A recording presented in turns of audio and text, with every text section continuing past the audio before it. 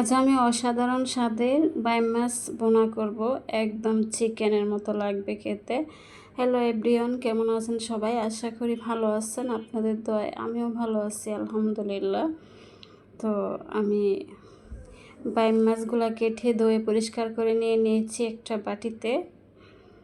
দেখুন আমি সুন্দর করে পরিষ্কার করে নিয়ে নিয়েছি।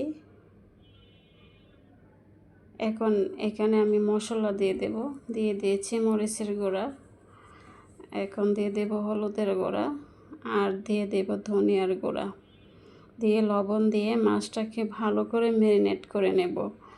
যতটুকু রান্নাতে মশলা দরকার এতটুকুই দিয়েছি, দিয়ে এখন ভালো করে মাছটাকে মেখে নেব। তো এই পর্যন্ত আপনারা যারা ভিডিওটা দেখতেছেন প্লিজ একটা লাইক দিয়ে ভিডিওটা কন্টিনিউ করার অনুরোধ রইল।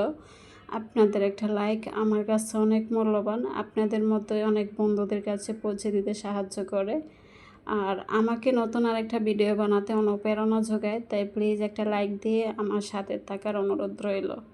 তো মাছটা মেখে নেওয়া হয়ে গেছে।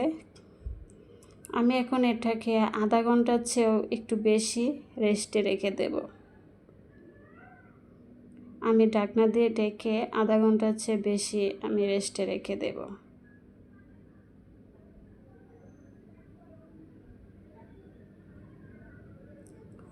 আধা ঘন্টা পর আমি রান্না করতে চলে আসলাম। চুলায় একটা প্যান বসিয়ে দিয়েছি, দিয়ে আমি পরিমাণ মতো তেল দিয়ে আমি পেঁয়াজ কুচি দিয়ে দিয়েছি, আর পেঁয়াজ কুচিটা একটু বেশি দিয়েছি যেহেতু বোনা হবে আর কোনো সবজি দিব না এতে, এই জন্য আমি একটু পেঁয়াজটা বেশি দিয়েছি।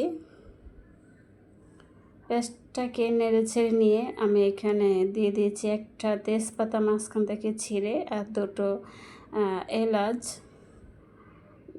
দিয়ে আমি আবারও নেড়ে ছেড়ে দিয়ে আমি ঢাকনা দিয়ে ডেকে পেঁয়াজটাকে ভেজে নেব। পেঁয়াজটা ভাজা হয়ে গেছে, এখন আমি একটু নেড়ে ছেড়ে দিয়ে এখানে মশলা দিয়ে দেব। আমি এখানে দিয়ে দিয়েছি আদা রসুন জিরা বাটা 1 টেবিল চামচের মতো দিয়েছি, দিয়ে এই মশলাটার কাঁচা গন্ধ চলে যাওয়া অবধি আমি 2-3 মিনিট মশলাটাকে নেড়ে ছেড়ে ভেজে নেব।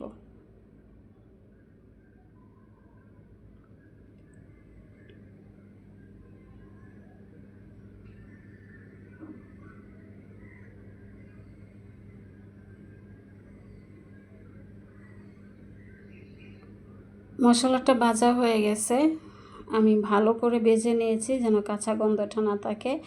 এখন যে ম্যারিনেশন করা মাছটা আমি দিয়ে দেব, আর এভাবে মাছটা রান্না করলে একদম চিকেন ভুনার মতো লাগে, খুবই স্বাদ লাগে খেতে, মনে হয় যেন মাংসই খাচ্ছি এরকম লাগে, খুবই টেস্ট হয়। এভাবে রান্না করে দেখবেন আপনারাও, খুবই স্বাদ হয় খেতে। তা আমি কতক্ষণ নেড়ে ছেড়ে নিয়ে আমি অল্প একটু পানি দেব যেন কষিয়ে নেওয়া যায়, তা না হলে নিচে পোড়া লেগে যাবে যেহেতু পানি নেই।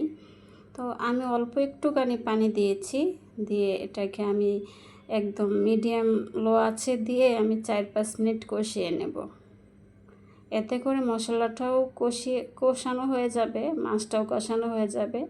আমি মিডিয়াম টু লো আছে দিয়ে আমি 4-5 মিনিট কষিয়ে নেব। 4-5 মিনিট কষিয়ে নেওয়া হয়ে গেছে। আমি অফ ক্যামেরায় 2বার করে আরও নেড়ে ছেড়ে দিয়েছিলাম। দেখুন সুন্দর কষানো হয়ে গেছে। এখন এখানে আমি ঝোল দিয়ে দেব। খুবই টেস্ট হয়েছিল খেতে, খুব স্বাদ লেগেছিল।